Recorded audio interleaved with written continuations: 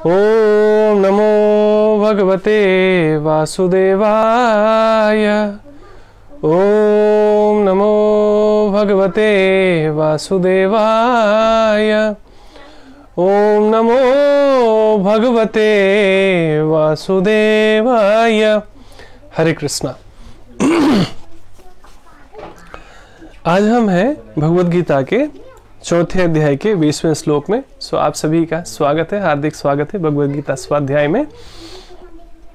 रविकांत प्रभु, हरे कृष्णा। रीता जी, हरे कृष्णा। आप सभी का हार्दिक स्वागत है। तो आज हम, जैसे मैं बताया था, चैप्टर 4 वर्स 20।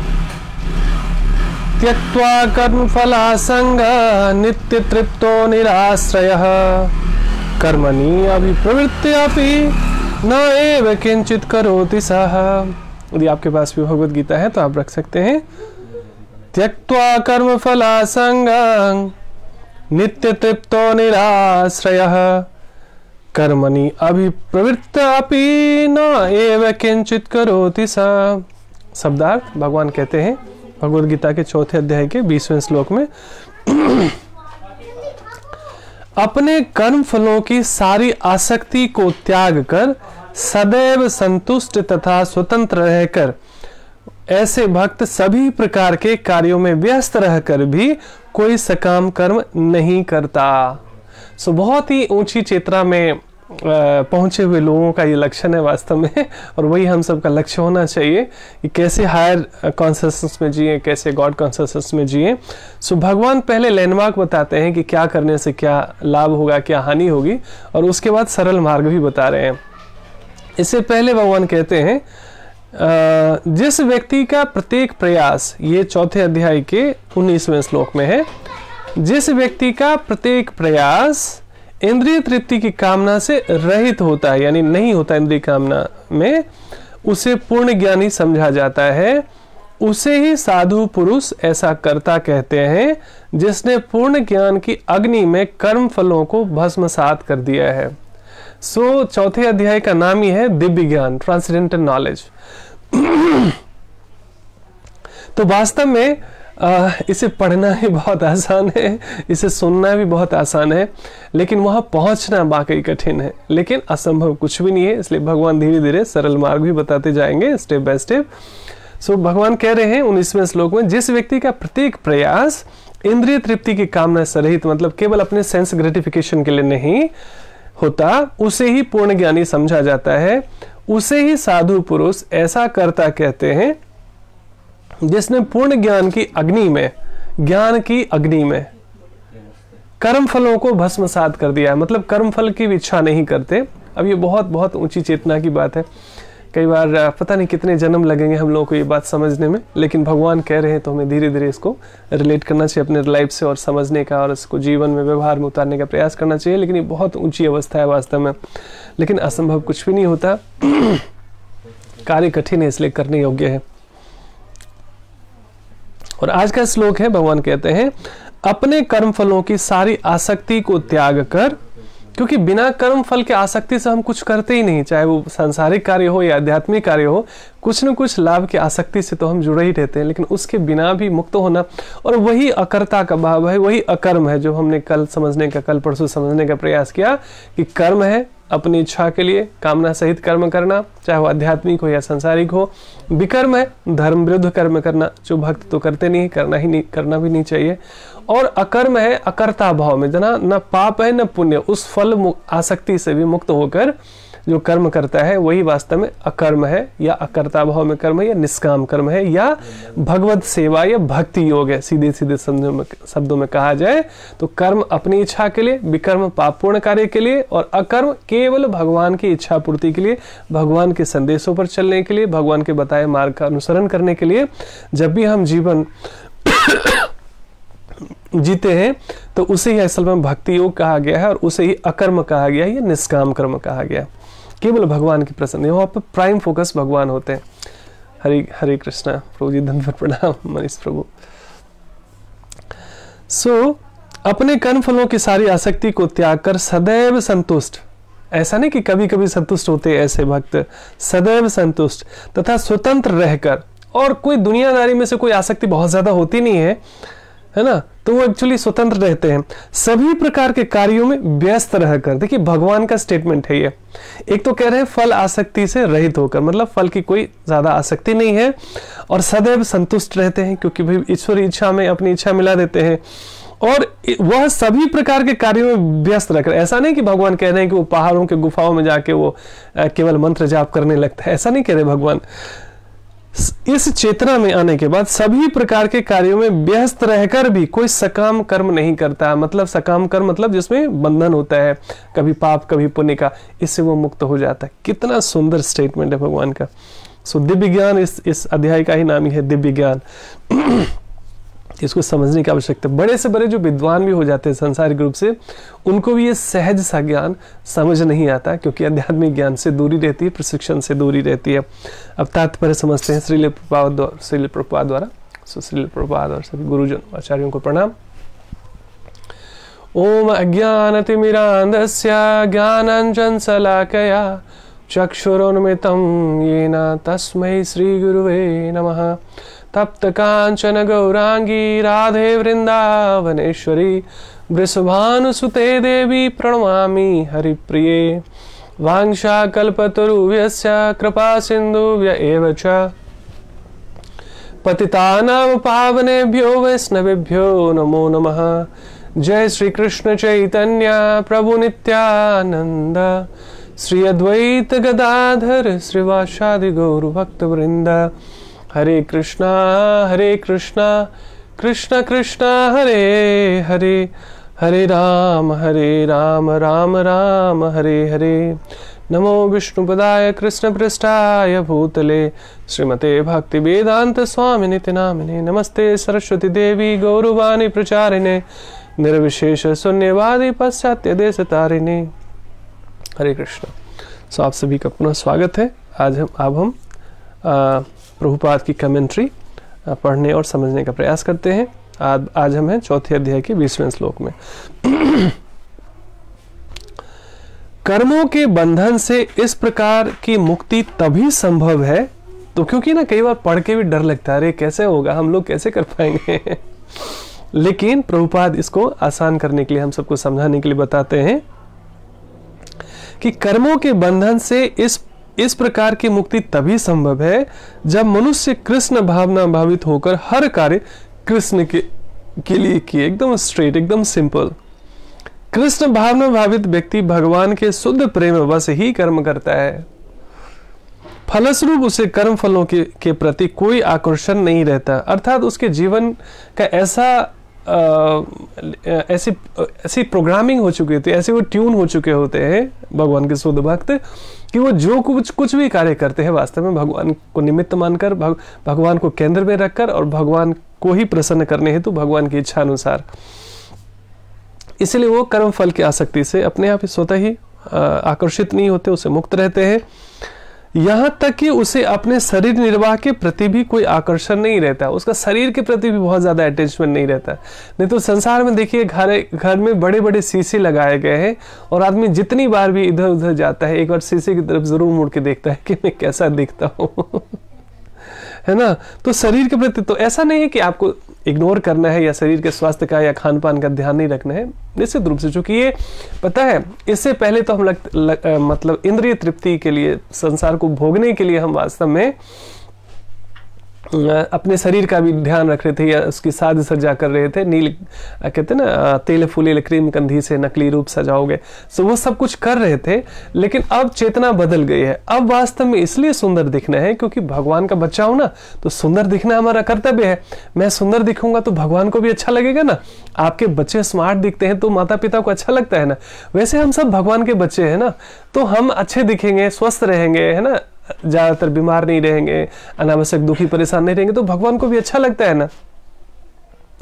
तो अपने को अच्छे से मेंटेन करना है, इसलिए क्योंकि ये प्रॉपर्टी भगवान की है। We belong to God. आज के इससे पहले तो हमें लगता था ये मेरा शरीर है, मैं जैसे भी रहूं किसी को क्या फर्क पड़ता है। लेकिन अब चेतना बदल गई। अब जैसे ही पता चला कि ये शरीर भी पहली संपदा है, पहले परमात्मा की संस्था, मैं केवल एक इसका केयर टेकर हूँ, क्योंकि इसमें आत्मा भी रहता है और इसमें परमात्मा भी रहते हैं। इसलिए सबसे पहले हमारा ख्याल शरीर का तो रखना ही रखना है, लेकिन इससे अब चिपक नहीं जाना है, इसी में आसक्त नहीं रहना है, पूरा समय इसी को सजाने में, इसी को स्वस्थ रहने में बर्बाद नहीं करना है।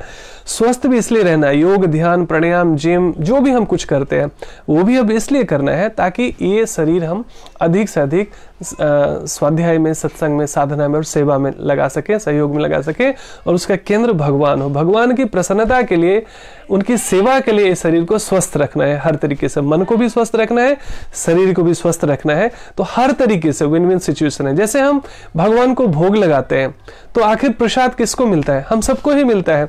वैसे ही इस भगवान की प्रसन्नता के लिए इस शरीर का भी हम ध्यान रखते हैं, सेवा के निमित्त में, साधना के निमित्त में, तो भी लाभ किसको मिलता है? हमें ही मिलता है। तो हर तरीके से विन विन सिचुएशन है। ये केवल स्वर्ग या मोक्ष की कामना के लिए आवश्यक नहीं है, इस संसार के लिए भी हमारे लिए ये स्वर्ग बन जाता है यदि हम वास्तव में ईश्वरीय चेतना में जीते हैं, कृष्ण भावना भावित जीवन जीते हैं। तो अब ये मेंटल शिफ्ट हो गया कि पहले सेंस ग्रेटिफिकेशन के लिए, लोगों को, संसार को प्रभावित करने के लिए सुंदर दिखना चाहते थे, स्वस्थ रहना चाहते थे, लेकिन अब भगवान को प्रभावित करने के लिए, भगवान को प्रसन्न रखने के लिए, भगवान के केयर टेकर के लिए शरीर का ध्यान रखना है ताकि अधिक से अधिक सेवा, साधना इत्यादि में लगे। वह न तो किसी वस्तु को प्राप्त करना चाहता है और न अपनी वस्तुओं की रक्षा करना चाहता है। अब ये बहुत ऊंची अवस्था, बहुत ही साधु भाव है वास्तव में, जो एकदम स्वाभाविक रूप से क्या होता है ना, संसार में वैसे नकली वैराग्य होता है। जैसे कभी शमशान वैराग्य होता है कि कई लोग शमशान घाट में जाते हैं और देखते हैं कि किसी व्यक्ति ने देह त्याग किया और उसको जो है खाके में मिला दिया गया, अग्नि में मिला दिया गया। तो वहाँ क्षणिक वैराग्य पैदा होता है कि सच बात है, हम इतनी चोरी, बेईमानी, चीटिंग, पता नहीं क्या क्या झूठ फूस बोलते रहे पूरे जीवन भर, लेकिन अंत में तो यही खाके में मिल जाना है सबको, मिट्टी का शरीर मिट्टी में मिल जाना है। फिर भी मैं ऐसा क्यों करता हूँ? लेकिन जैसे थोड़ी देर के लिए क्षणिक वैराग्य आता है, ये शमशान वैराग्य कहा गया शास्त्रों में इसको, लेकिन जैसे फिर वो वापस लौटता है, फिर वो टीवी देखता है, फिर वो मोबाइल हाथ में आता है, फिर दुनिया में 3-4 दिन के बाद वो सब कुछ भूल जाता है, फिर से वही चीटिंग प्रोपेंसिटी, वही झूठ बोलना, वही चीटिंग करना, वही सारे उल्टे सीधे कार्यों में, फिर से वही व्यसन करना, नशा करना, सारा चीज वही पुनर्मुस्को भव, पुराने वैसे रास्ते पर वो चलने लगता है, जो कि दुर्भाग्यपूर्ण है वास्तव में। तो संसार में हर तरीके से ऐसी व्यवस्था की गई है ताकि हम अपने दुखों से मुक्त होने के लिए ईश्वर की तरफ मुड़ सके, क्योंकि संसार में जितने भी व्यवधान है, धोखा मिल रहा हो, चोट मिल रहा हो, दुख मिल रहा हो, ये वास्तव में एक रिमाइंडर है कि भगवान की तरफ मुड़ो। लेकिन हमारी मूर्खता यही होती है, जब हम प्रशिक्षित नहीं होते कृष्ण भावना भावित में, ईश्वरीय चेतना में, तो संसार में ही हम कभी वहां सर पटकते हैं, कभी उससे मिलते हैं, कभी उससे मिलते हैं, कभी ऐसा करते हैं, कभी वैसा करते हैं, ताकि यहां से सुख मिल जाएगा, वहां से सुख मिल जाएगा, वहां से सुख मिल जाएगा, भगवान की तरफ नहीं मुड़ते हैं। जबकि हर एक बात जो है, हर एक दुख और परेशानियां, जितने भी संघर्ष है, वो हमें भगवान की तरफ मुड़ने के लिए प्रेरित करती है। कई बार लोग ये भी कहते हैं, कई बुजुर्ग कहते हैं कि देखो, यदि कोर्ट की भी कोई नोटिस आती है तो पहले जो है कुछ ना कुछ कोई लेटर आती है या कोई चिपका के जाता है नोटिस वगैरह, लेकिन कब किसको काल ग्रास में ले लेगी, कब किसी का प्राण निकल जाएगा, कब आत्मा निकल जाएगी, उसके लिए तो कोई नोटिस और कोई पहले से कोई ऐसे कुछ सूचना इत्यादि तो मिलती नहीं है।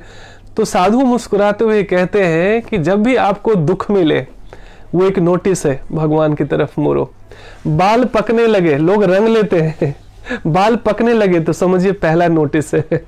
आजकल चूंकि बहुत unhealthy food and life style के कारण 10-12 साल के बच्चों का भी बाल पक जाता है, तो अच्छी बात है ना, वो एक इंडिकेशन है। तो भगवान के पास हम थोड़ा सा ज्यादा प्रेरित होंगे, भगवान की तरफ ज्यादा मुड़ेंगे। और भगवान की तरफ मुड़ने का अर्थ क्या है? भगवान जैसा बताते वैसा चलने का प्रयास। जैसे कोई भी माता पिता कितना भी पैर छुए, गुड मॉर्निंग गुड इवनिंग कहें, बात एक ना माने, तो हम आप ऐसे बच्चों से कोई भी माता पिता खुश नहीं रहते। वैसे ही जैसे जैसे हम भगवान के प्रति, सचिन प्रभु, हरे कृष्णा, धन्यवाद, प्रणाम, आस्था, स्वागत है, आप सभी का स्वागत। आप सब मुझे दिखते रहते हैं। वीरेंद्र प्रभु, आपका हार्दिक स्वागत है। कहने का मतलब क्या है कि ये जब बाल सफेद होने लगे, दांत टूटने लगे, चेहरों पे झुर्रियां पड़ने लगे, है ना, शरीर कमजोर और बीमार होने लगे, तो ये सारी चीजें हमें आंख से कम दिखाई देने लगे, कान से कम सुनाई देने लगे। तो साधु कहते हैं वास्तव में ये काल का इंडिकेशन है, अभी संभल जाओ, क्योंकि भगवान के भक्त डरते नहीं है। देखिए, जब आपको भगवान से प्रेम हो जाएगा तो उनकी सारी योजनाओं से आपको प्रेम हो जाएगा। आप सभी चीज़ों में भगवान की योजना देखने लगेंगे। नहीं तो कई बार क्या होता है, हमारी मिश्रित भक्ति में कुछ चीज़ें हम भगवान पे भरोसा करते हैं और ज़्यादातर हम अपनी बुद्धि का इस्तेमाल करते हैं, और हमें लगता है जो मैं सोच रहा हूँ ना वैसा ही भगवान भी क्यों नहीं सोचते, वैसे ही प्रकृति भी क्यों नहीं सोचती। तो कहने का मतलब क्या है, इसको बोलते हैं देहात्म बुद्धि या मनोधर्म से सोचना, और उसका रिजल्ट अच्छा नहीं होता। जब भी ईश्वरीय चेतना में हम शिफ्ट कर देते हैं, अपनी चेतना को ईश्वरीय चेतना से मिक्स कर देते हैं, शिफ्ट कर देते हैं, तो हमारे जीवन के केंद्र में भगवान होते हैं। और शरणागति का अर्थ है जिसके प्रति आप शरणागत हैं उसके विचारों को फॉलो करना, उसके इंस्ट्रक्शन को फॉलो करना। विकास प्रभु, हार्दिक स्वागत आपका, हरे कृष्णा। है ना, सचिन प्रभु, आप सभी का स्वागत है। सो भगवान की योजना में अपनी योजना मिला देना, यही वास्तव में बुद्धिमानी है, यही स्मार्टनेस है। सो यहाँ पर प्रभुपाद कहते हैं, फिर से मैं एक बार ना रिपीट कर देता हूं, कर्मों के बंधन से इस प्रकार की मुक्ति तभी संभव है जब मनुष्य कृष्ण भावना भावित होकर हर कार्य कृष्ण के लिए करे। कृष्ण भावना भावित व्यक्ति भगवान के शुद्ध प्रेम वश ही कर्म करता है। शुद्ध प्रेम बस, शुद्ध प्रेम मतलब पता है, इसको बोलते हैं अहेतुकी प्रेम। साधारणतः जो सांसारिक प्रेम होता है, you scratch my back I scratch your back, जहां पे कुछ न कुछ लेन देन होता है वहीं तो प्रेम होता है। जहां पे कुछ स्वार्थ नहीं होता वहां प्रेम हो ही नहीं सकता, टिक भी नहीं सकता, है ना। तो सांसारिक प्रेम है कि जब तक लेन देन चल रहा है तब तक प्रेम बना रहेगा। जिस दिन लेन देन में बाधा होगी उस दिन प्रेम जो है वहां से खत्म हो जाता है। तो ऐसा सांसारिक प्रेम भगवान से नहीं करना है, भगवान से ऐसा आहति की प्रेम करना है जिसमें केवल भगवान चाहिए और कोई हेतु ना हो उसमें, और कोई संसारिक की आध्यात्मिक, यहाँ तक कि मुक्ति की और स्वर्ग और मोक्ष की भी कामना ना हो। क्योंकि जब हमने भगवान पे सौंप दिया स्वयं को, तो वो जाने ना, he can plan my life better. So better में बेहतर ये है कि जो इस संसार को मैनेज कर रहा है वो हमारे लाइफ को क्या मैनेज नहीं कर सकता है बेहतर, तो हमसे तो बेहतर ही मैनेज करेगा वो। ही इज द क्रिएटर, है ना, और वही मैनेज कर रहा है, वही संहार करता है, वही सब कुछ कर रहा है। सो जब सौंप दिया इस जीवन का हर भार तुम्हारे चरणों में, ये स्पिरिट होना चाहिए भाव। ये सिर्फ गाने के लिए नहीं, कहने के लिए नहीं, सच में। नहीं तो अभी तक हम बड़े बदमाश बच्चे की तरह जीते हैं पूरे जीवन में। एक तरफ तो भगवान को मानते हैं और दूसरी तरफ करते हैं सारा काम अपनी बुद्धि से, और जब हम अपनी बुद्धि से ज्यादातर जो काम करते हैं वो अनैतिक होती है, वो अधार्मिक होती है, और उसका रिजल्ट क्या होता है, दुख होती है, पीड़ा होती है, शोक होता है, दर्द होता है। तो जब तक भी जीवन में शोक है, पीड़ा है, दर्द है, कष्ट है, इसका मतलब क्या है कि हम इस भावना भावित नहीं हुए हैं। मतलब हम अपने हिसाब से चल रहे हैं, भगवान के हिसाब से नहीं चल रहे हैं। मतलब डॉक्टर के पास आप जाते हैं, डॉक्टर को मानते भी हैं, लेकिन डॉक्टर जो इंस्ट्रक्शन देता है उसको फॉलो नहीं करते, न दवाई खाते हैं, अपनी मर्जी से खाते पीते हैं, फिर बार बार डॉक्टर के पास सिर पटकने जाते हैं, डॉक्टर साहब कुछ लाभ नहीं हो रहा, कुछ फायदा नहीं हो रहा, हम इतने चक्कर काट लिए आपके। वैसे हम सब लोग भगवान के पास बार बार चक्कर काटते हैं, लेकिन भगवान जो कहते हैं मेडिसिन के रूप में उसको हम फॉलो ही नहीं करते हैं। तो कहां से भवरोग दूर होगा? इस संसार में जो दुख, जितनी पीड़ाएं मिल रही है, ये दुख कैसे दूर होगा वास्तव में यदि हम इसको फॉलो नहीं करेंगे तो। दिव्या, हरे कृष्णा। सो कहने का मतलब क्या है कि जब तक हम केवल अपनी बुद्धि से चलेंगे तो हमारी बुद्धि तो सीमित है ना। हमें तो हजार पता नहीं कितने जन्म के बचपना और पता नहीं बैड हैबिट्स एक्यूमुलेशन है, उसी संस्कार में हम एक्चुअली सोचते हैं, कार्य करते हैं। तो उस सब को डिलीट मारने के लिए भगवान का जो नया ये ज्ञान है से हमें रिफ्रेम करना पड़ेगा, रीप्रोग्राम करना पड़ेगा अपने ब्रेन को। सो अभी तक तो गलत प्रोग्रामिंग हो गई है। सांसारिक सफलता, सांसारिक प्रेम, हम उसी आकर्षण में एक्चुअली पूरे जीवन सुख और दुख में उलझते रहते। एक सेकंड में थोड़ा जल ले लेता हूं।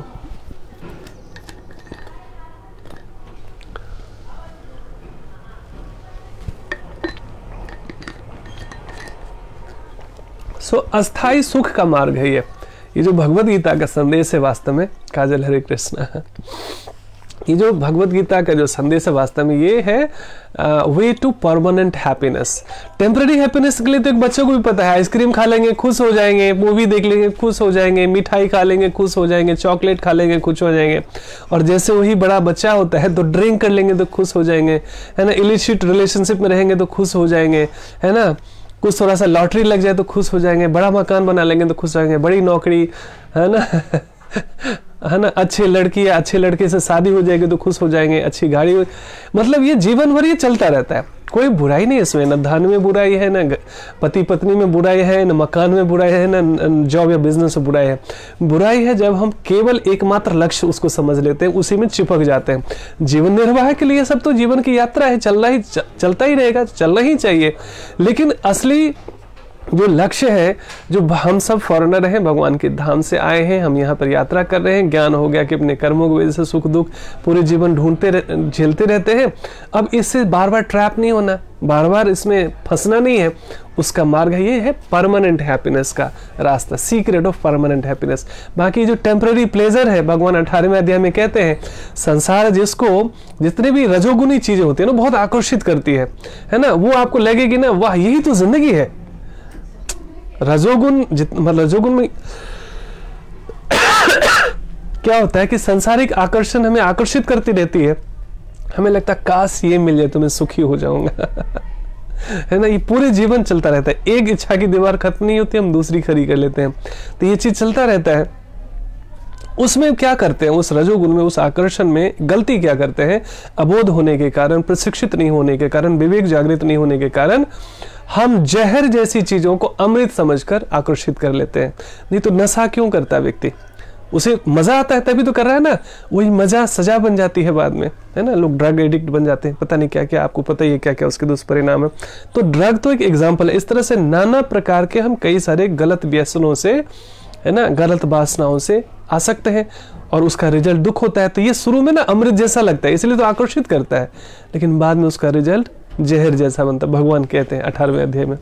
और ठीक उसके विपरीत जितने भी सतोगुणी चीजें हैं, योग करना बोरिंग लगता है, सात्विक आहार लेना बोरिंग लगता है, भगवान का नाम लेना बोरिंग लगता है, गीता पढ़ना बोरिंग लगता है, सत्संग बोरिंग लगता है, संतों का संग करना बोरिंग लगता है ना।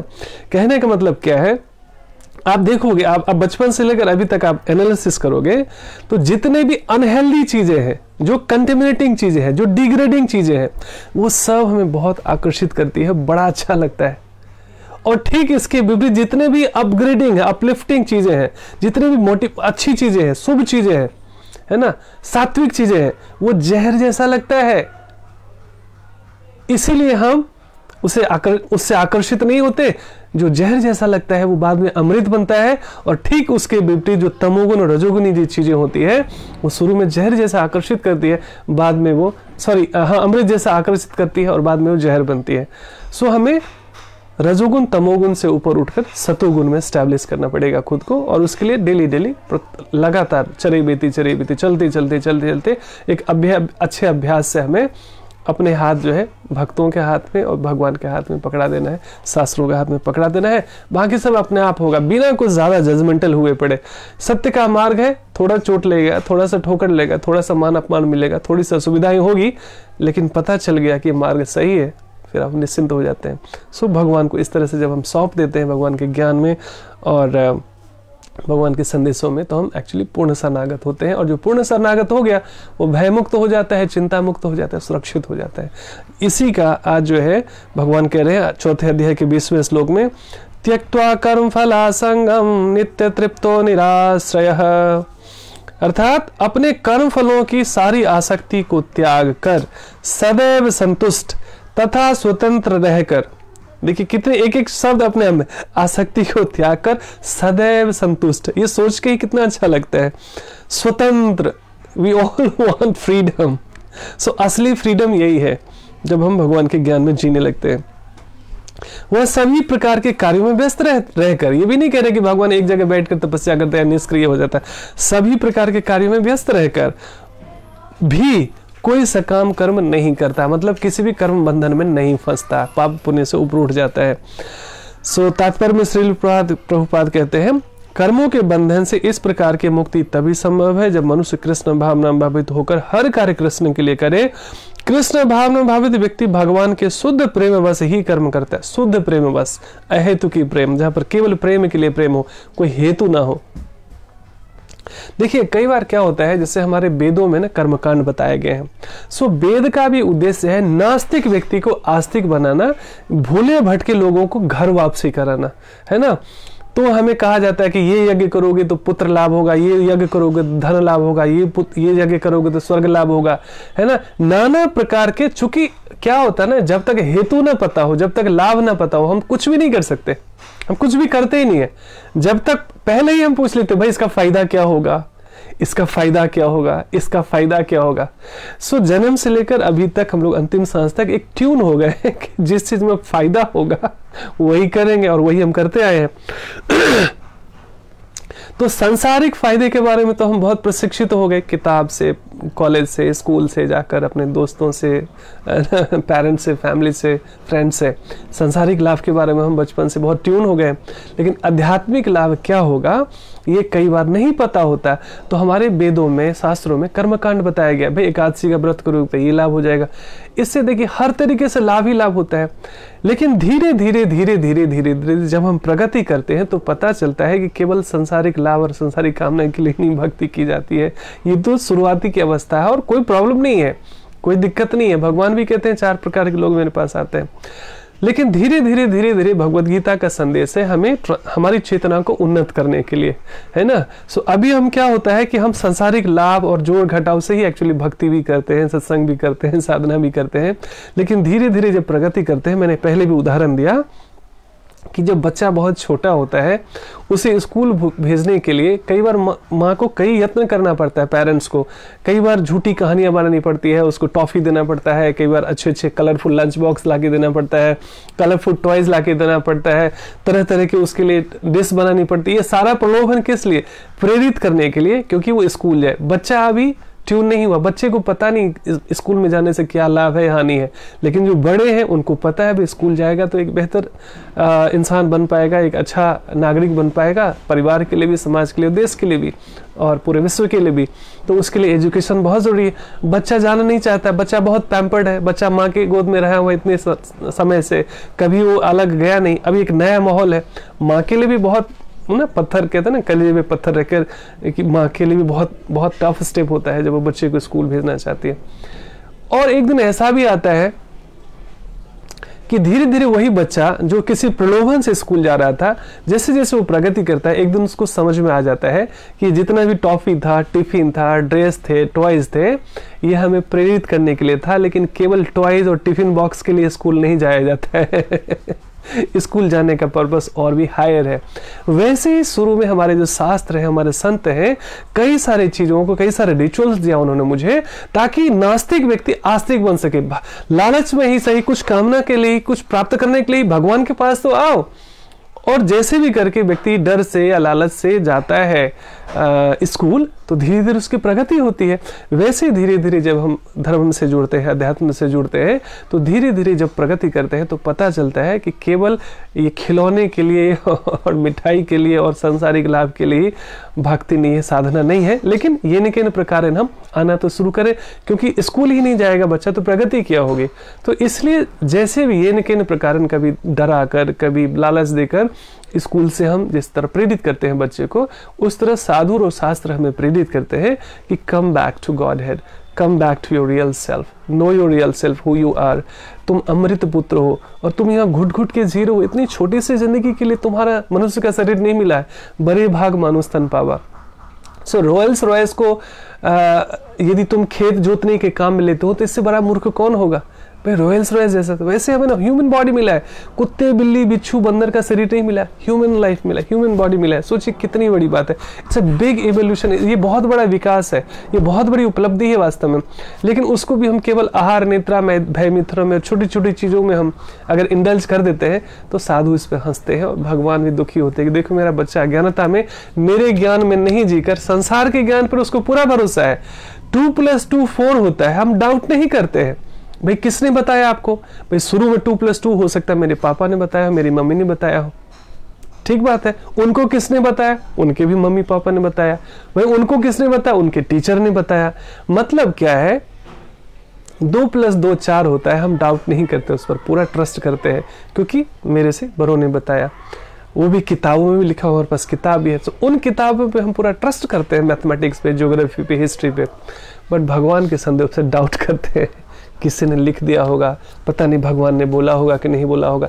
नाना प्रकार की ऐसी कई चीजों से पुष्पा जी स्वागत है आपका।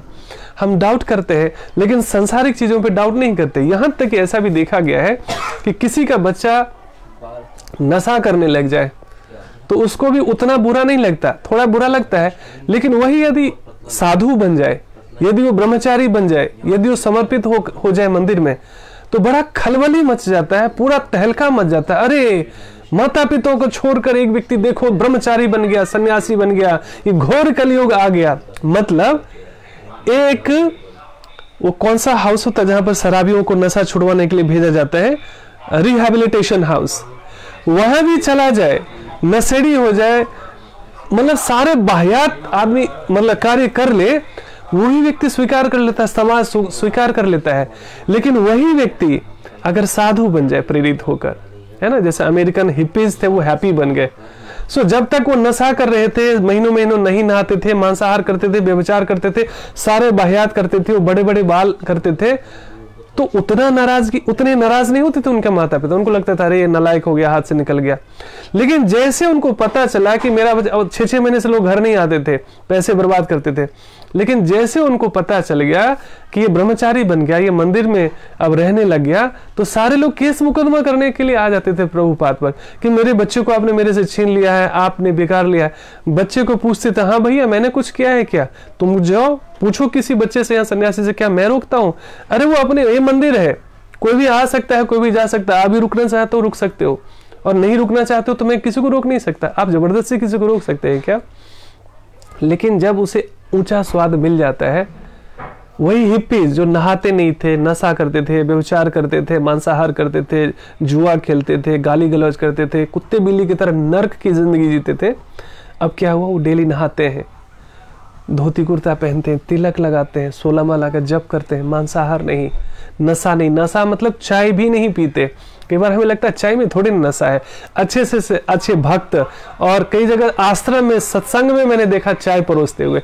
चाय को हम समझते हैं चाय नशा थोड़ी है, जबकि योग भी और हमारा नेचुरोपैथी में जो लोग हैं वो भी कहते हैं कि चाय नहीं पीना चाहिए, एडिक्टिव होता है, उसमें निकोटीन होता है जो नशा करता है, नशा होता है, और इसलिए अगले दिन लोग सोचते हैं सेम टाइम में चाय नहीं पीऊंगा तो सर दर्द करेगा।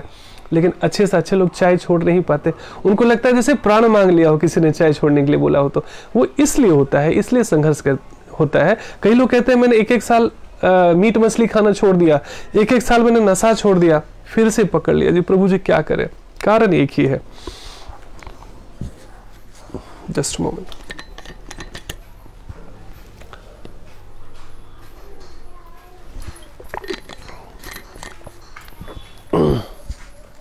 कारण एक ही है, अच्छे संग का अभाव। अकेले कोई व्यक्ति कितना भी स्ट्रांग हो, वो विपत हो सकता है, विचलित हो सकता है, डाइवर्ट हो सकता है, डिविएट हो सकता है ना। इसीलिए कहते हैं संघ शक्ति कलियुग। जो कलियुग में ना संघ की ही शक्ति होती है वास्तव में। और जो व्यक्ति अकेले, मैं अपनी ही बात कर रहा हूं, जब मैं अकेले पढ़ता भी था, अकेले मैं बहुत सारे कोर्सेज भी करता था, अकेले मेरी जो है योग में भी रुचि थी। योग में तब से करता हूं जब मेरे को पता भी नहीं था कि इसे योग कहते हैं। मैं तो एक्सरसाइज की तरह, तब प्राणायाम का पता नहीं था, ध्यान का भी उतना पता नहीं था। तो when I was in class 5, मैं तब से रिकॉल करता हूं, जब मैं 5वीं कक्षा में था, तभी मेरे को स्पोर्ट्स में, उसके लिए मेरे फादर भी बहुत प्रेरित करते थे फिटनेस के लिए। So he was my role model. So Calcutta के उन दिनों में भवानीपुर एरिया में रहता था मैं, और वहाँ पे पार्क में जाता था सुबह सुबह एक्सरसाइज करने के लिए। और गांव भी आता था, या गांव में भी रहता था, तभी मैं करता था। तो उस समय हमें नहीं पता था योग, लेकिन अब मैं रिकॉल करता हूँ। एक्चुअली वो आसना जो होते थे सारे, जो मैं कई बार टीवी पे देखकर, या पता नहीं कहीं ना कहीं स्कूल में कई बार सिखाया जाता था पीटी वगैरह में, तो मैं उसको रिकॉल करके करता था। लेकिन स्वाध्याय में मेरी रुचि थी, मैं योग भी करता था। ध्यान में भी मुझे याद है कि बचपन से मैं कई सारी ऐसी चीजें करता था जो मेडिटेशन है। अब मैं उसको रियलाइज करता हूँ, अब मुझे होश है कि वो सारे मेडिटेशन होते हैं, विजुअलाइजेशन मेडिटेशन और अलग अलग मेडिटेशन की विधियां मैं करता था। ध्यान भी चल रहा था, योग भी चल रहा था, स्वाध्याय भी चल रहा था, फिर भी मेरी उतनी प्रगति नहीं हुई थी जितनी सत्संग में आने के बाद हुआ। कारण क्या था? अकेले जब भी आप रहते हैं ना, तो आप ट्रांसपेरेंट नहीं हो पाते। बाहर कुछ और रहते हैं, अंदर कुछ और रहते हैं, नकलीपन बना रहता है। और जितना नकलीपन बना रहता है, भक्ति में भी आकर, सत्संग में भी आकर, हालांकि ये जन्म जन्म की गंदगी है, इतनी जल्दी जाती नहीं है, जन्म जन्म के संस्कार लिए हम आगे बढ़ रहे हैं, अभी भी हैं। So it takes time. लेकिन जितनी बार आप सत्संग में आते हैं, सुनते हैं, श्रवण करते हैं, संग करते हैं, तो देख देख कर सीखते हैं, दूसरों से प्रेरित होते हैं। नहीं तो अकेले हम जो करते हैं, असेसमेंट करने के लिए कौन होगा कि मैं सही कर रहा हूँ कि गलत कर रहा हूँ, मैं सही जा रहा हूँ या गलत कर रहा हूँ? Who will take care of that? कौन देखेगा मैं सही जा रहा हूँ कि गलत जा रहा हूँ? सो अपने मुंह मियाँ मिट्ठू, हमारे दादाजी कहा करते थे, अपने मुंह मियाँ मिट्ठू मतलब खुद को ही मार्क देते हैं कि मैं सब कुछ ठीक हूँ, और एक अहंकार उसका अलग हो जाता है, मैं सबसे बहुत बढ़िया हूँ, सबसे बहुत अच्छा हूँ। कहने का मतलब क्या है, 1.5 साल सत्संग में लगातार जाने के बाद मैं बहुत प्रश्न पूछता था, इसलिए मेरी कक्षा में कोई प्रश्न पूछते हैं तो मुझे बहुत खुशी होती है। आप ज्यादा प्रश्न पूछते हो मतलब आपकी प्रगति जल्दी होगी, पहली बात। 1.5 साल के बाद सबसे पहला रियलाइजेशन मेरा यही हुआ कि हे प्रभु, मुझे कितना कुछ सीखने की आवश्यकता है, मेरे भीतर कितना अहंकार और अज्ञान भरा हुआ है। ये पहली चेतना है। नहीं तो सांसारिक ज्ञान तो हमें और अहंकार भर देता है, मुझे सब पता है, मैंने ये देख लिया, मैंने वो देख लिया, मैंने इतना पढ़ लिया, मैंने ये कर लिया, मैंने वो कर लिया। नाना प्रकार के अहंकार, चाहे हम योग भी करते रहे, ध्यान भी करते रहे, स्वाध्याय भी करते रहे, अहंकार तो जाता नहीं इतनी आसानी से। लेकिन जैसे जैसे हम हम्बल डिवोटीज को देखते हैं, उनको विनम्र, उन एक से एक विद्वान है, वो इतने इतने अच्छे अच्छे पदों पर है, और उनमें इतनी ह्यूमिलिटी होती है, इतने डाउन टू अर्थ होते हैं कि देख के ना देह सिहर जाता है कि बाप रे बाप, ये कितने ग्रेट हैं ये लोग, और हम कितने अभी नीचे हैं, कितना कुछ सीखना है मुझे, कितना कुछ जानना है, कितने मेरे भीतर कितना करवाहट है अभी भी, कितना मेरे भीतर बेकार है अभी भी। तो ये सेल्फ रियलाइजेशन होता है। अन्यथा जब आध्यात्मिक चेतना नहीं विकसित होती तो हम दुनिया की तरफ ऐसे उंगली करके रखते हैं और भूल जाते कि 3.5 उंगली 3.5 हमारी तरफ मुड़ी हुई है। तो दुनिया को अगर एक कहते हैं ना, 1 गुना सुधरने की जरूरत है, तो हमें 3.5 टाइम्स हमें सुधरने की जरूरत है। सो आध्यात्मिक चेतना हमें प्रेरित करती है कि पहले स्वयं की यात्रा से शुरू करो, पहले खुद के ऊपर काम करना शुरू करो। और जब हम एक्चुअली अधिक से अधिक समय अपने आत्म सुधार पर काम करते हैं ना, दुनिया को सुधारने के लिए टाइम नहीं बचता। दुनिया आपसे प्रेरित हो गया, आपके प्रेम से, आपके व्यवहार से प्रेरित हो जाती है। आप लड़ाई झगड़ा कर लो, देखिए ना, अक्सर में ना कई ना रिश्ते खराब हो जाते हैं, चाहे बच्चों के साथ हो, चाहे हस्बैंड वाइफ के साथ हो, किसी भी रिश्तों में, पेरेंट्स के साथ हो। हमारा इंटेंशन सही रहता, लेकिन वर्ड की डिलीवरी इतनी गलत होती है आसक्ति के कारण कि कोई सुधरना तो दूर, हमसे दूर अलग हो जाता, दूर जरूर हो जाता है, हमें अपना शत्रु जरूर मान लेता है। सो वर्ड की डिलीवरी, भीतर बहुत प्रेम होगा, बहुत ज्यादा आसक्ति होगी, आप ऐसा ऐसा बोल दोगे आसक्ति में जो चीज सुधरने के बजाय बिगड़ जाती है।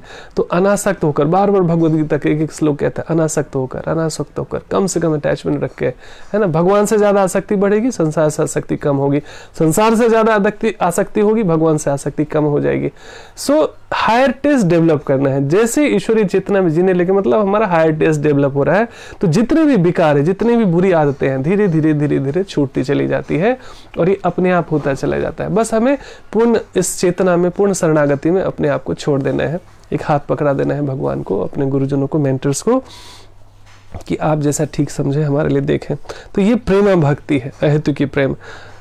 कृष्ण भाव में भावित व्यक्ति भगवान के शुद्ध प्रेम वश ही कर्म करता है, फलस्वरूप उसे कर्म फलों के प्रति कोई आकर्षण नहीं रहता।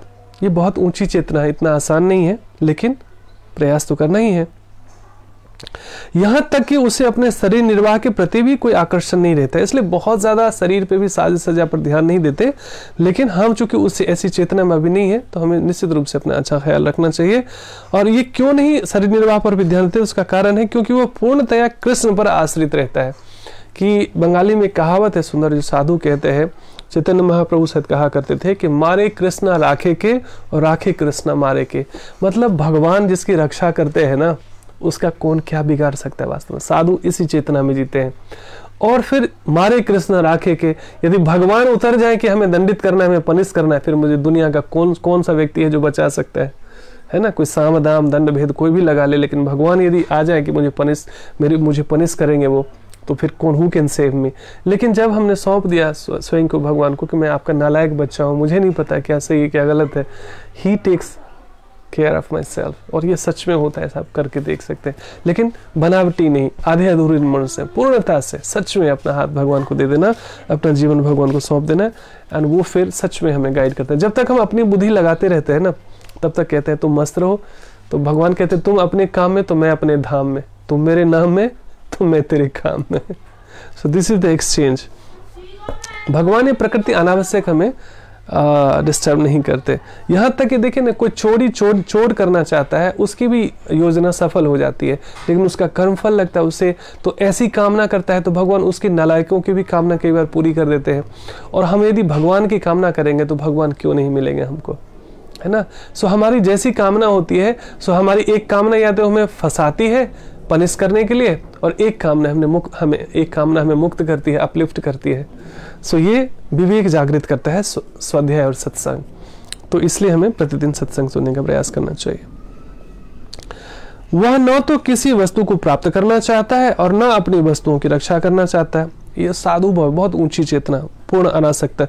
और कहते हैं वैराग्य का अर्थ होता है भगवान से इतना राग हो जाए, इतना अटैचमेंट हो जाए, इतना आकर्षण हो जाए कि संसार फीका लगने लगे, है ना। सो बैराग का मतलब ये नहीं कि घर बार छोड़ के चले जाना है हिमालय। मैंने डेली एक बात की चर्चा करी कि यदि चेतना शुद्ध नहीं है, यदि मन शत्रु ही बना है, यदि मन अभी प्रशिक्षित नहीं हुआ है, तो हिमालय चले जाओ या नेपाल चले जाओ या दुनिया के किसी भी कोने में चले जाओ, आपने अपना घर बार छोड़ दिया है ना, लेकिन मन तो आपके साथ ही है ना। और ये ट्रेंड नहीं है तो ये मन ही शत्रु मन ही मित्र, भगवान कहते हैं भगवद गीता में। यदि मन अप्रशिक्षित है तो यही शत्रु है, इस मन को प्रशिक्षित कर लिया आध्यात्मिक चेतना में तो यही मित्र बन जाता है। और मित्र कौन? जो हमेशा आपको सही मार्ग पर लेके जाए। लेकिन अभी हमारा मित्र दुश्मन है, उसका क्या प्रमाण है? गोलगप्पा अनहेल्दी होता है, पता है, खा लेते हैं, खाने के बाद भूखतेंगे।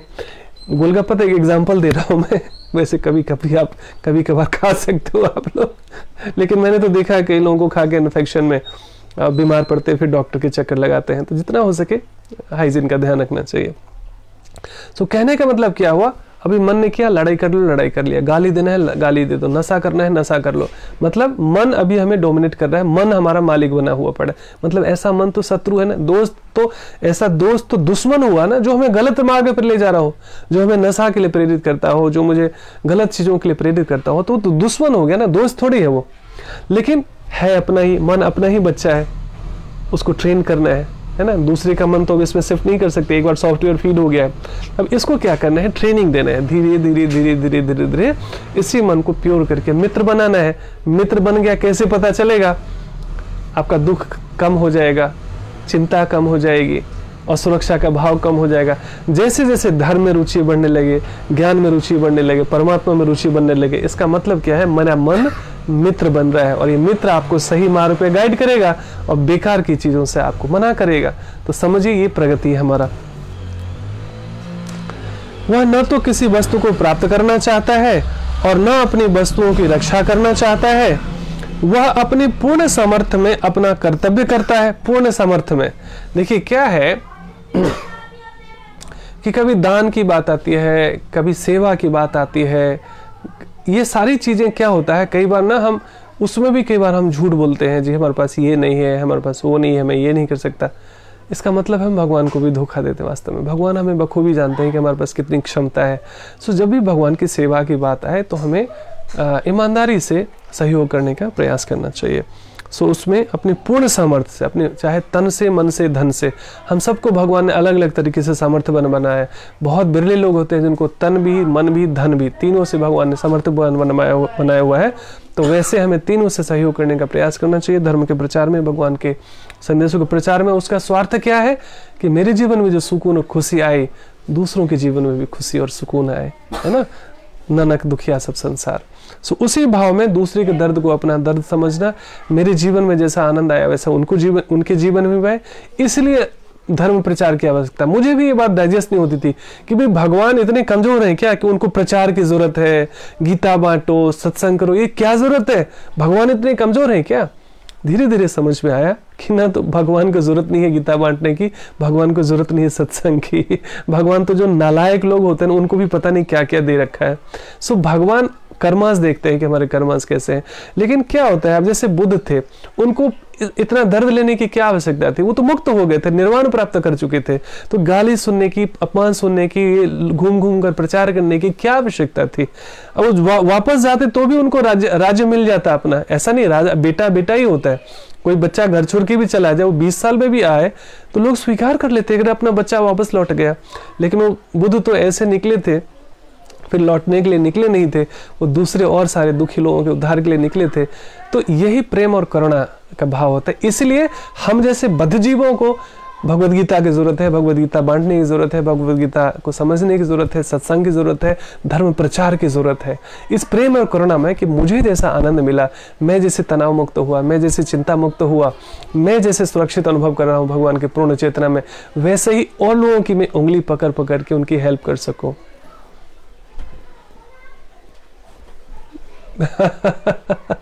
चाय छोड़ने के बाद कभी कभी ले सकते हैं आचार्य जी।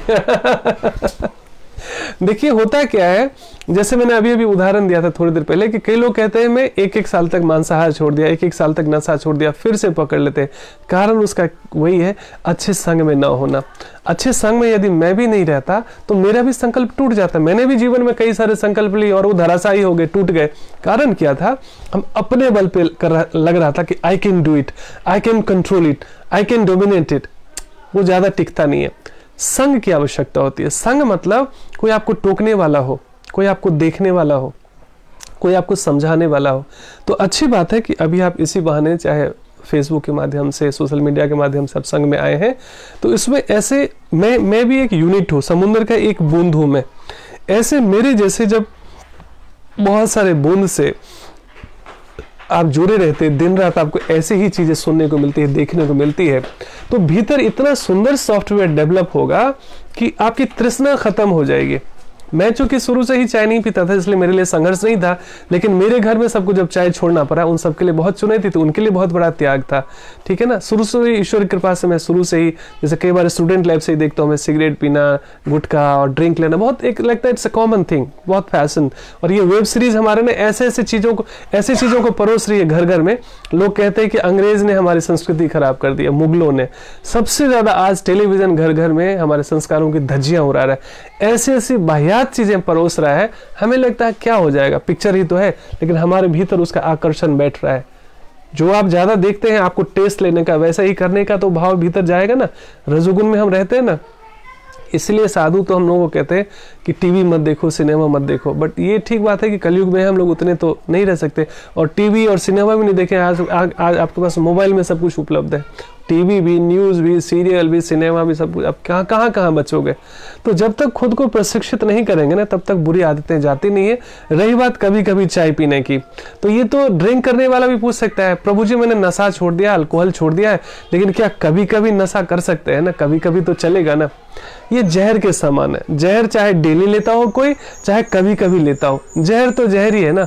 तो हम तो सीधे शब्दों में कहेंगे ना, लेकिन हमने देखा कि जैसे आप भगवान को पकड़ लेते हैं, वेद प्रकाश प्रभु, हरे कृष्णा, धन्यवाद प्रणाम। सो हमने देखा कि जैसे जैसे आप साधु संघ में अधिक से अधिक रहते हैं, संघ में, तो आपको ना कोई देखने वाला, आपको संकोच होता है ना। कोई मेरे घर आएगा, चाय पीता देखेगा, क्या कहेगा, कहीं मैं जाऊंगा। कभी कभी हम लोगों की यात्रा भी होती है, तो अभी भी एक ना मायापुर की यात्रा जा रही है, वहां पर रिस्ट्रिक्शंस है कि केवल डिवोटीज ही जाएंगे, जो कम से कम 8 माला का जप करते हैं, जो चाय ना पीते हो, नशा ना करते हो। क्यों? आप मान लो टूर करने के भाव से जाओगे घूमने फिरने के लिए, और आपकी आदत है चाय पीने की ना, आपका सिर दर्द करने लगेगा, आपको परेशानी होएगी, तो आप भी दुखी होगे और जो ग्रुप में लोग हैं उनको भी दुखी करोगे। तो कहने का मतलब यह है कि लाइक माइंडेड लोगों के ग्रुप में हम रहते हैं ना, तो हम सुरक्षित रहते हैं वास्तव में, है ना।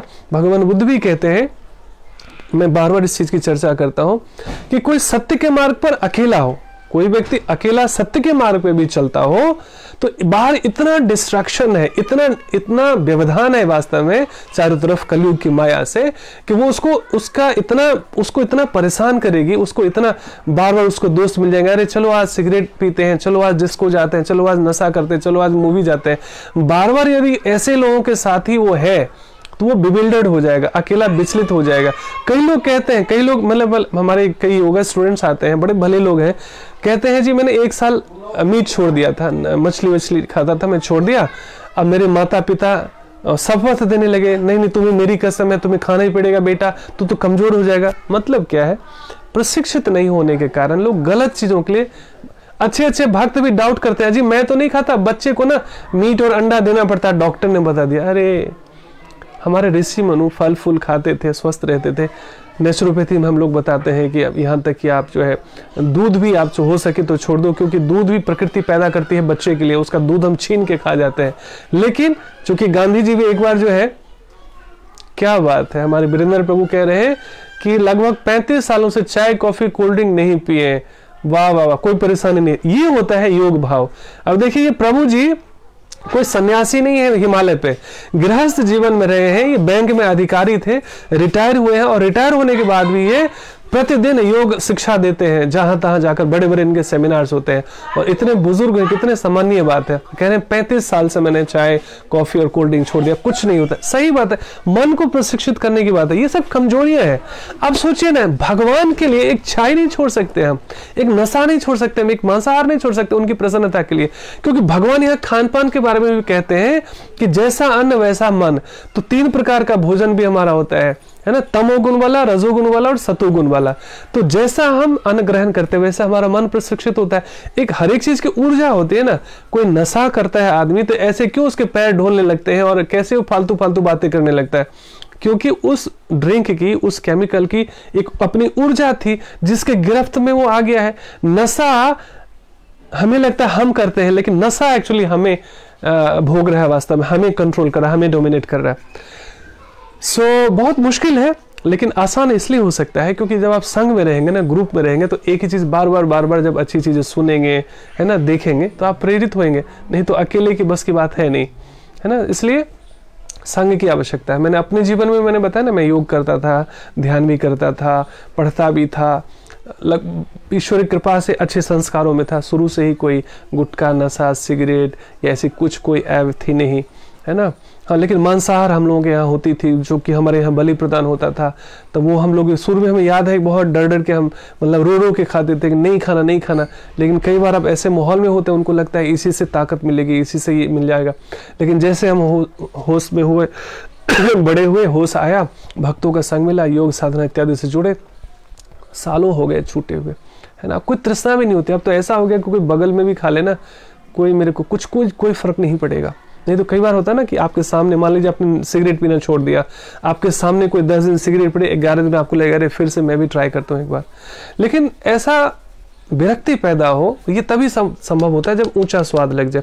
ऊंचा स्वाद लगेगा, किसी से आप कहोगे ना कि लड्डू दे दो, तो वैसे नहीं देगा, और उसको एक्सचेंज ऑफर दे दो, चलो आपको मैं रसमलाई देता हूँ उसके बदले, तो हो सकता है लड्डू छोड़ दे वो। तो कहने का मतलब, जब तक ऊंचा स्वाद नहीं लगता ना, तब तक निम्न स्वाद, नीचे स्तर का स्वाद जो है, लोअर डिग्रेडिंग जो टेस्ट होता है ना, वो जाता नहीं इतनी आसानी से।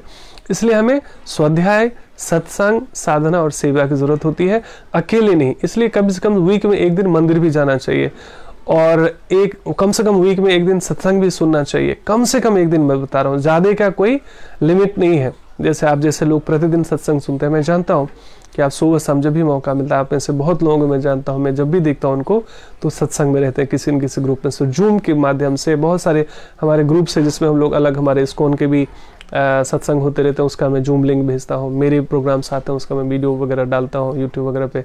सो जहाँ चाह वहीं राह। तो जैसा हम चाहते हैं प्रकृति हमारे लिए वैसी व्यवस्था करती है वास्तव में। तो बहुत मुश्किल नहीं है। इसलिए जहर चाहे एक दिन पीते हो या डेली पीते हो, जहर तो जहर ही है। तो धीरे धीरे संकल्प लेना है कि बहुत मुश्किल बात नहीं है। और न ही सिर्फ आध्यात्मिक लिए, शारीरिक स्तर पर भी ये नुकसान करता है। आज घर घर में, मैं चूंकि वेलनेस फील्ड में हूँ, योग में जानता हूँ, योग नेचुरोपैथी में सबसे पहले हम लोग डाइट प्लान बनाते हैं तो उनको चाय कॉफी छुड़वाने का प्रयास करते हैं। क्योंकि आप देखिए, घर घर में गैस और एसिडिटी की प्रॉब्लम है, कॉन्स्टिपेशन की प्रॉब्लम है, उसमें घर घर की कहानी। कई बार तो मैंने देखा बच्चे को भर के ग्लास देती हुई। मेरी एक चाची है, वो बड़े बहुत प्यार करती है, अरे बेटा आओ चाय पी लो, सुबह से चाय नहीं पिया, और चाय छोटे कप में एक एक ग्लास भर के देती है। उनके लिए वो प्यार है, उनका प्यार उमड़ता है तो वो एक एक ग्लास भर के देती है। उनको पता नहीं है कि माँ के रूप में वो शत्रु का रूप, शत्रु का रोल निभा रही है उस बच्चे के लिए। और उसका समय से पहले बाल उड़ गया है ना, बहुत सारे उसके नुकसान है। जल्दी लोग बूढ़े हो जाते हैं, चेहरों में झुर्रियां पड़ जाती है, बाल झड़ने लगते हैं, अतरी कमजोर हो जाती है, गैस एसिडिटी कॉन्स्टिपेशन हो जाता है। हर तरीके से नुकसान ही नुकसान है। ये अंग्रेज से पहले चाय कहाँ था हमारे देश में? मुफ्त में वो अंग्रेज चाय पिला के सबको आदत लगा के चले गए, एकदम बेकार की चीज। अब हमारे घर में हम लोग नहीं पीते, हमारे बच्चे भी नहीं पीते हैं, उनको पता ही नहीं क्या चाय नहीं पीने से क्या होता है। नहीं तो कोई घर नहीं मिल। छोटे छोटे बच्चों को मैंने देखा, 2-2, 3-3 साल बच्चों को लोग भर भर के चाय और कॉफी पिलाते हैं, पता ही नहीं है ना। कुरकुरे खिलाते हैं, बिस्कुट चिप्स खिलाते हैं। आप खुद ही नियंत्रण में नहीं हो तो आप बच्चों को कहां से सुधार दोगे। अब हमारे घर में चिप्स नहीं आता, कुरकुरे नहीं आता, ऐसी बढ़िया चीजें नहीं आती, तो बच्चे भी नहीं खाते। बच्चे तो वही लोग कहते हैं ना, बच्चे नहीं मानते। ये सब हमारी एक्चुअली आदतें होती है। हम घर में लाएंगे नहीं तो बच्चे को पता कैसे चलेगा, ठीक है ना। अब कई बार माएँ प्रशिक्षित नहीं होती, कई पेरेंट्स प्रशिक्षित नहीं होते, तो गलत चीजें बच्चा डिमांड करता है तो उसको खिला देते हैं। वैसे ही बच्चा एक हमारे भीतर भी रहता है, हमारा मन और प्रशिक्षित मन, जो डिमांड करता है बिना विवेक जागृत के। यदि हमारा विवेक जागृत नहीं है तो जो भी डिमांड करता है, चाय पीना है ले लो, सिगरेट पीना है ले लो, मांसाहार करना है ले आओ, व्यभिचार करना है कर लो, गाली देना है गाली दे दो, लड़ाई करना है लड़ाई कर लो, है ना। कहने का मतलब क्या है कि हमारा विवेक जागृत नहीं होता है तो सारी डिग्रेडिंग चीजों में हम इन्वॉल्व रहते हैं, वो हमें अमृत जैसा लगता है। तमोगुण में रजोगुण में रहते हैं। तो तमोगुण रजोगुण से ऊपर उठकर हमें सतोगुण में स्थित होना है। यही भगवद गीता के प्रशिक्षण का वास्तव में, नहीं तो हम पशुवत चेतना में रहते हैं ना। पशु को देखिए, पशुवत चेतना डिग्रेडिंग क्यों है, कुछ भी खा लेंगे, कहीं भी सो लेंगे, कहीं भी मल त्याग कर देंगे, कहीं भी मैथुन कर लेंगे, उसको कहते हैं ना जानवर है, समझ रहे ना। अगर वैसा ही हम भी करने लगे तो एक पशु में और हम में क्या फर्क रह जाएगा। तो आध्यात्मिक चेतना हमें वास्तव में पशुवत चेतना से मानवीय चेतना में उठाने के लिए, है ना। But choice is yours. So हम धीरे धीरे एक दूसरे को प्रेरित करें। उसमें गिल्ट फीलिंग भी नहीं है, ठीक है, गिल्ट भी अच्छा है। गिल्ट जो है, गिल्ट ही फीलिंग नहीं हुआ तो हम सुधारेंगे कैसे अपने आप को। लेकिन too much guilt is also no good. Trap में नहीं, आपको हमें कृष्णा कॉन्शियस होना है, गॉड कॉन्शियस होना है, गिल्ट कॉन्शियस नहीं होना है ना। इसलिए हमेशा कुछ लोग ना अपने आप को कहे मैं तो 3rd क्लास में, मैं तो सुधर नहीं सकता, मैं तो ऐसा हूं। और इसका मतलब ये है कि भीतर भीतर एक एफर्मेशन दे रहे हैं कि मैं सुधरने वाला नहीं हूं, मैं बदमाश हूं। तभी लोग बार बार सेल्फ एब्यूजिंग करते रहते हैं। सो जो बीत गई सो बात गई, एक नया संकल्प लेते हैं, अच्छे मानवीय चेतना में जीने का प्रयास करते हैं। डिग्रेडिंग, उससे हमारा शारीरिक स्वास्थ्य भी अच्छा रहेगा, मानसिक स्वास्थ्य अच्छा रहेगा। स्वर्ग नर्क तो छोड़ दीजिए, दूर की बहुत ऊंची बात हो गई। ये संसारिक जीवन भी स्वर्ग और नर्क है ना। सो हमारा थोड़ा सा डिसिप्लिन तो चाहिए, जब जाके तभी सवेरा। सो जैसे जैसे ईश्वरीय चेतना में हम जुड़ते जाते हैं, जैसे जैसे प्रकाश आता है, अंधकार दूर होता जाता है, तो जैसे जैसे ईश्वरीय चेतना का प्रकाश हमारे जीवन में प्रवेश करता रहेगा, डिग्रेडिंग चीजें, लो ग्रेडिंग चीजें जो है अपने आप छूटती चली जाएगी। वह न तो किसी वस्तु को प्राप्त करना चाहता है, न अपनी वस्तुओं की रक्षा करना चाहता है। वह अपनी पूर्ण सामर्थ्य में अपना कर्तव्य करता है और कृष्ण पर सब कुछ छोड़ देता है। ऐसा नहीं कि कृष्ण पर छोड़कर निष्क्रिय हो जाता है। ये बहुत कई बार ना एक ही ज्ञान का हम दुरुपयोग भी करते हैं। एक कहानी मैंने पहले भी बताई थी, आज भी आप लोगों को दोहरा देता हूँ जो कई बार लोग नहीं आते हैं, कि एक साधु, नए जो साधु थे, ब्रह्मचारी थे, वो जाते हैं हिमालय पे तपस्या करने के लिए और वो भिक्षाटन करते थे अपने आजीविका के लिए और फिर तपस्या में लग जाते थे। एक दिन वो आ रहे थे भिक्षाटन लेकर, तो उन्होंने देखा कि एक ऐसी लोमड़ी है जिसके दोनों हाथ नहीं है, 4 लिम्स नहीं है, लेकिन आश्चर्य लगा कि फिर भी वो बहुत हेल्दी है, बहुत मोटी तगड़ी है। तो उनको आश्चर्य लगा कि ये तो मांसाहारी जीव है, ये तो शिकार भी नहीं कर पाती है। तो बिना शिकार किए किसी का शिकार करने जाएगी तो वो अपनी आत्मरक्षा में भागते हैं। ऐसा नहीं कि कोई शिकार कहता है कि आप मुझे खा लो, तो ये फिर कैसे शिकार करती है और फिर ये स्वस्थ कैसे? इसको तो अभी तक मर जाना चाहिए या कमजोर होना चाहिए। उतने में कुछ झाड़ियों से गुर्राने की आवाज आती है नाक से, और लगा उनको शेर आ रहा है। तो फटाफट अपनी सुरक्षा के लिए पेड़ पर चढ़ जाते हैं वो, और उतने में देखे सच में एक शेर आ रहा है और नाक से अपने हुंकार भरते हुए आ रहा है और एक मांस का टुकड़ा लाकर उस लोमड़ी को दे देता है। तो इनकी आंखें फटी की फटी रह जाती कि ये तो चमत्कार ही हो गया। आश्चर्य, मुझे लगा कि इस लोमड़ी को भी खाने आया है शेर, लेकिन उल्टा ये तो एक मांस का टुकड़ा दे के चला गया। अब मुझे पता चला इस वजह से ये स्वस्थ रहती है, उसको कुछ करना ही नहीं पड़ता, शेर कहीं न कहीं से इसको कुछ न कुछ ला के दे देता होगा, इसलिए हट्टी कट्टी है। तो लगता है मेरे गुरुजी ने बोला था ना कि प्रकृति हमें डेली कुछ न कुछ नया सिखाती है। तो प्रकृति हमें आज ये सिखाना चाहती है कि तुम्हें कुछ भी परिश्रम करने की जरूरत नहीं है, परमात्मा और प्रकृति तुम्हें जहां भी रहोगे तुम्हें भोजन प्रदान करेंगे। ठीक है, तो ये भिक्षाटन में जाना छोड़ दिए। आसपास जितना भी फल फूल होता था वो तोड़ के खाते थे, और धीरे धीरे 2 दिन 4 दिन 5 दिन, अभी कब तक रहेगा ऐसे भूखे, कैसे चलेगा? अब इनको लगा नहीं, गुरुजी का संदेश तो गलत नहीं हो सकता कि प्रकृति हमें डेली कुछ ना कुछ नया सिखाती है, तो अब हम कुछ करेंगे नहीं। धीरे धीरे कमज़ोर बीमार से पड़ने लगे। एक दिन बैठे थे तपस्या में, कुछ दिनों बाद एक साधु वहाँ से गुजरे। उन्होंने कहा कि भाई आपकी हालत कैसी है? बोले कि पूरा उन्होंने रिवाइंड कर दिया, पूरी स्टोरी सुना दी कि ऐसा ऐसा हुआ था। तो मुझे लगा कि लोमड़ी को जो है प्रकृति भोजन दे रही है, तो मुझे भी प्रकृति भोजन देगी कुछ न कुछ करके। तो कुछ दिनों तक तो ऐसा मुझे लगा भी, मिला भी, लेकिन अब लग रहा है कि मुश्किल है, मेरा तो मरणासन हो रहा था, समझ में नहीं आ रहा क्या करें। मुस्कुराने लगे। उन्होंने यही कहा कि देखिए, आपके गुरु ने आपको गलत संदेश नहीं दिया था, लेकिन आपने रिसीव गलत किया, इसलिए मार्गदर्शक की आवश्यकता होती है। आपने लोमड़ी का उदाहरण ले लिया खुद को, और आपने खुद को छोड़ दिया कि बिना किसी परिश्रम के प्रकृति हमें खिलाएगी। आप शेर क्यों नहीं बनते? आपने शेर से प्रेरणा क्यों नहीं ली कि जो निस्सहाय है, जो बेसहारा है, खुद वो मांसाहारी जीव है, लेकिन दूसरे असहाय जीव की रक्षा कर रहा है। प्रकृति ने तो आपको ऐसे शिक्षा दी है जो सबको मिलता भी नहीं है। आपने शेर से क्यों नहीं सीखा? आपने शेर को भी रोल मॉडल क्यों नहीं बनाया? शेर से आपने प्रेरणा क्यों नहीं ली? आपको शेर बनना है कि स्वयं भी अपनी आत्मरक्षा करना है। जहां दूसरे जीव की आवश्यकता हो, जीव को आवश्यकता हो, वहां उसकी भी मदद करनी है। So become like a lion, not a fox. So कई बार क्या होता है, कुछ चीजें हम पढ़ लेते हैं, कुछ चीजें सुन लेते हैं, लेकिन कोई सही मार्गदर्शक न हो तो हम गलत रिसीव कर सकते एक ही चीज को, है ना। और हम जस्टिफाई भी कर देते, जी मैंने ऐसा पढ़ा था, जी मैंने ऐसा सत्संग में सुना था, जी। इसको क्लियर करना चाहिए। इसलिए हमें हमारे जीवन में मार्गदर्शक की आवश्यकता होती है, इसलिए संघ की आवश्यकता होती है वास्तव में। तो निष्क्रिय नहीं बनना है, कर्मठ बनना है। वह अपनी पूर्ण सामर्थ्य में अपना कर्तव्य करता है और कृष्ण पर सब कुछ छोड़ देता है। ऐसा अनासक्त व्यक्ति शुभ अशुभ कर्मों से मुक्त रहता है ना। उसको पाप और भी नहीं लगता, पुण्य भी नहीं लगता, क्योंकि दोनों ही बांधने वाले हैं। माना वह कुछ भी नहीं कर रहा हो, इसी को अकर्म कहते हैं, निष्काम कर्म। मतलब सब कुछ भगवान को समर्पित कर देना। यह अकर्म अर्थात निष्काम कर्म का लक्षण है। प्रभुपाद भी आगे यही बता रहे हैं, यह अकर्म है ना। शाब्दिक अर्थ अकर्म का होता है कोई काम ना करना, लेकिन आध्यात्मिक अर्थ है ऐसा काम करना जिसमें पाप और पुण्य का फल न लगता हो, यानी भक्ति योग करना, भक्ति करना, भगवान की प्रसन्नता के लिए सब कुछ करना। अतः कृष्ण भावनामृत से रहित कोई भी कार्य कर्ता पर बंधन स्वरूप होता है।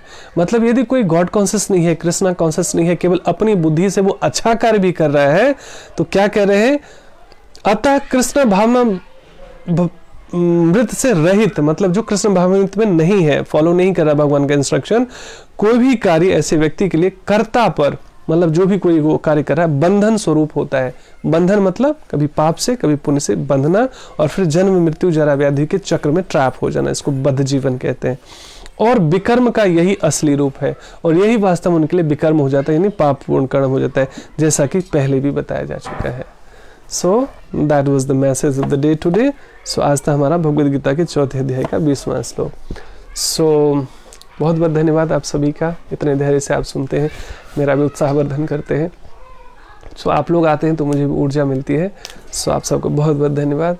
ऐसे ही भगवान हम सबकी बनती बनाए रखें अपने ज्ञान में, तो ये जीवन की सबसे बड़ी उपलब्धि होगी।